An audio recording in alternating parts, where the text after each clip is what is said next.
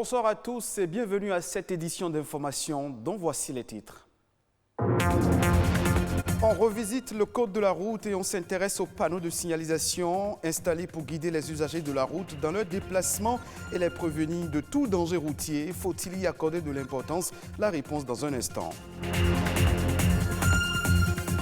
En plein cœur de Cotonou, plusieurs populations n'ont pas accès aux services d'assainissement de qualité à Ladji et Vossa. L'assainissement et l'adoption des bonnes pratiques d'hygiène demeurent un luxe.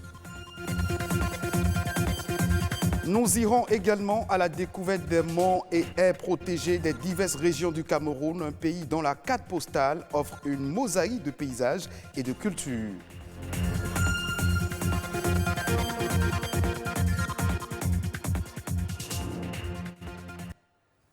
On démarre ce journal par cette nouvelle brève. Le gouvernement du Bénin annonce une nouvelle mesure qui vise à porter à 80% les enseignements pratiques dans les programmes de formation technique et professionnelle contre 20% de théorie. L'objectif de cette mesure est d'une part de donner aux jeunes diplômés des compétences en rapport avec les offres de formation et la demande sur le marché de l'emploi et d'autre part d'insuffler un nouveau souffle au programme existant et lancer de nouvelles filières afin de permettre aux jeunes béninois de s'adapter au marché de l'emploi.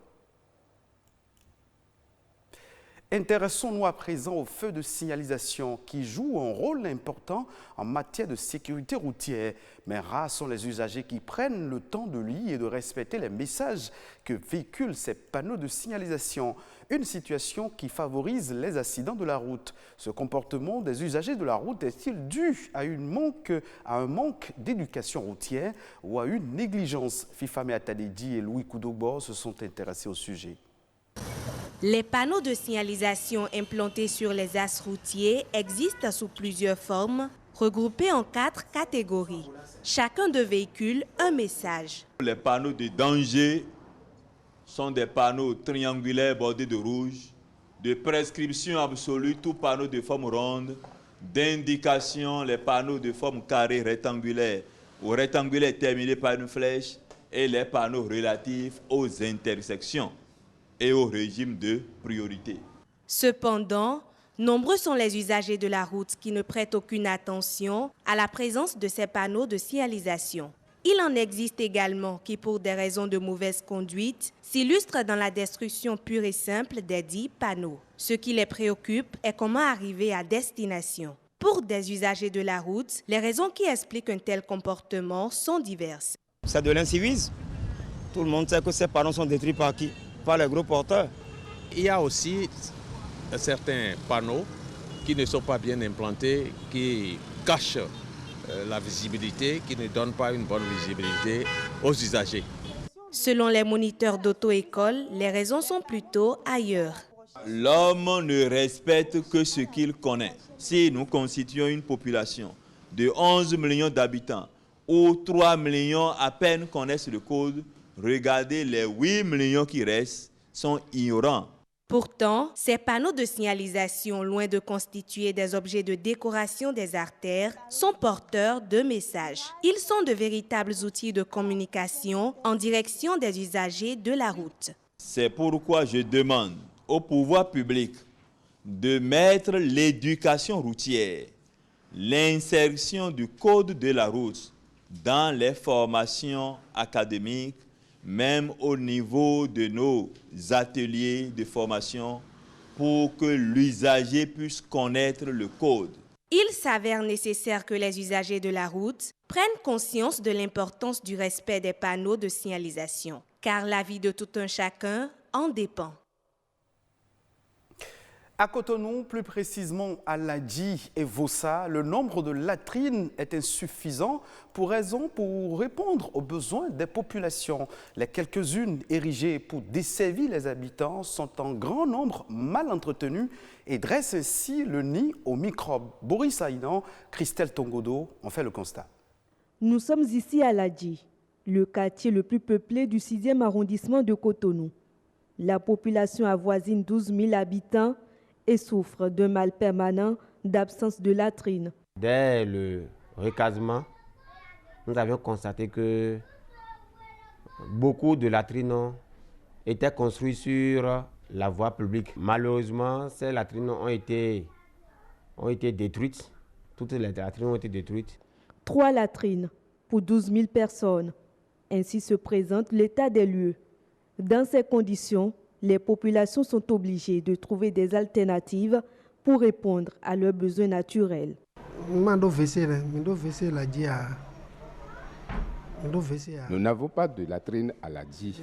Déféquer est un vrai problème pour nous. Nous sommes parfois obligés d'attendre la tombée de la nuit pour aller à la selle et ensuite jeter l'emballage dans la mer. Moi, je suis dans une collectivité et dans ma maison, il y a 400 personnes.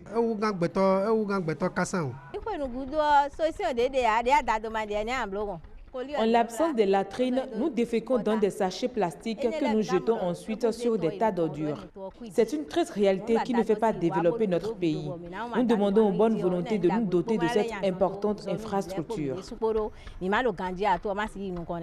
À quelques mètres de l'Adji, plus précisément à Vossa, aller à la selle représente pour les populations un véritable casse-tête. La seule latrine érigée dans cette zone est fréquentée par près de 8000 personnes. C'est donc avec acuité que se pose le problème de l'entretien des lieux. Si c'est plein, donc les gens font ce vidange en creusant un trou à côté et faire leur vidange dedans. On a toujours le domaine public qui est toujours là et on cherche les ONG ou les autorités compétentes pour nous aider pour faire un autre latrine. Nous avions écrit à plusieurs ONG. Nous avons écrit même à la mairie de Cotonou qui nous gouverne. Ils ont dit oui. À mesure que nous reprenons ou nous continuons les travaux de recasement qui étaient commencés, suspendus entre-temps, que nous continuons pour que les voies soient tracées et que chacun connaisse, localise réellement sa parcelle pour que la mairie puisse nous venir en aide. Les rues de l'Adji et Vossa transformées en toilettes, les ménages deviennent une couche sociale vulnérable en raison de l'atmosphère socio-sanitaire très hostile dans laquelle ils vivent au quotidien. La cohabitation entre les humains et les animaux est une pratique courante dans nos sociétés. Fidèles compagnons, ils font même parfois partie intégrante de certaines familles. Mais ce rapprochement entre les humains et certaines espèces animales n'est pas sans conséquences. Au-delà des allergies, certaines maladies peuvent se transmettre de part et d'autre. Des recherches sont en cours pour le traitement bio des parasites. Le professeur Saba Atineou s'y est intéressé lors des travaux de recherche. Il nous en parle au micro de Enoch. Les animaux ne sont pas des ennemis de l'homme. Les animaux sont avant tout des compagnons. Je veux penser aux chiens, aux chats et aux oiseaux. Et plus loin, et de façon essentielle, les animaux sont une source alimentaire.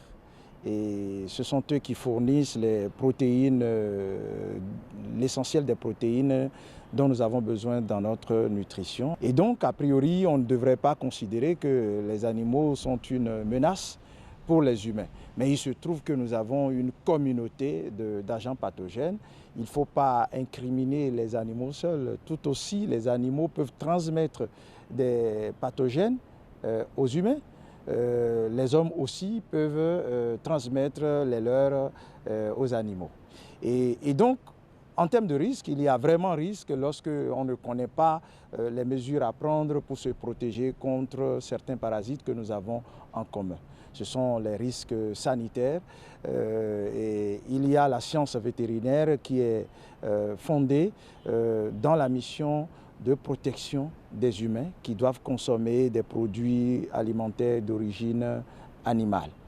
Et ces risques, si nous irons en détail, c'est que certains parasites peuvent se retrouver dans la viande, dans le lait ou dans le sang des animaux et à l'occasion de la consommation alimentaire de ces produits, de ces denrées d'origine animale, l'homme contracte ces parasites-là et peut donc développer des maladies parasitaires. Le contrôle de ces maladies relève de la compétence du vétérinaire pour ce qui concerne les animaux.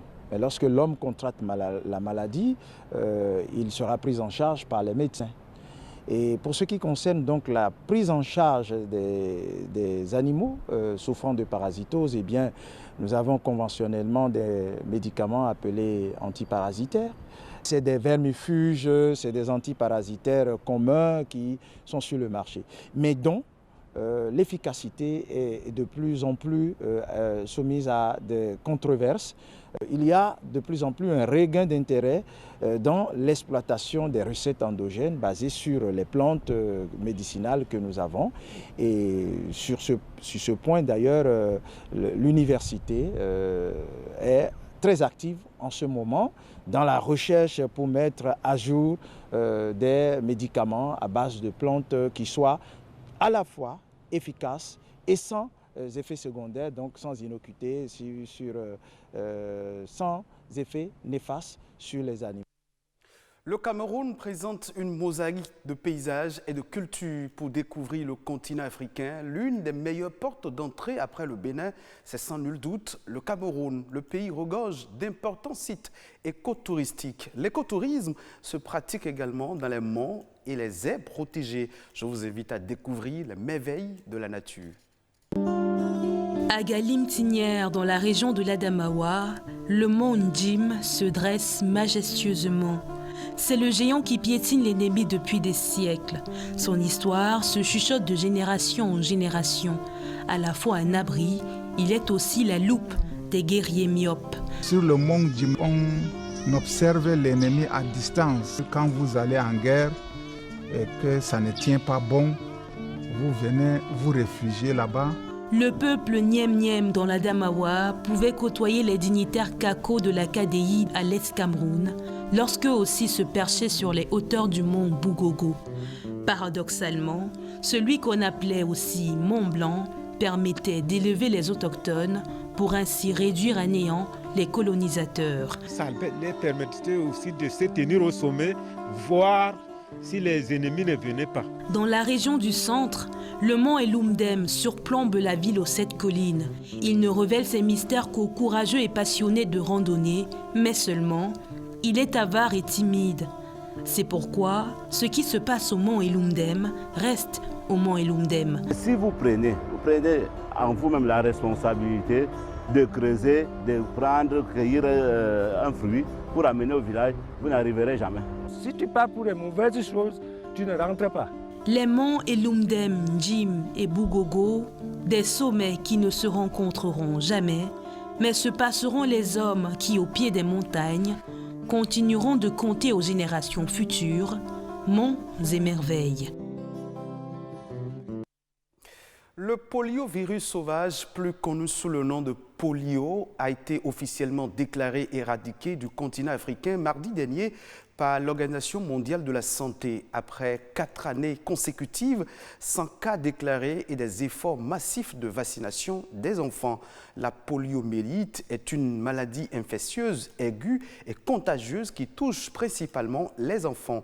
Elle était endémique partout dans le monde jusqu'à la découverte d'un vaccin dans les années 1950. Aujourd'hui, on estime que seuls 30 000 enfants sont toujours inaccessibles, un chiffre trop faible pour assurer une transmission endémique selon les experts scientifiques.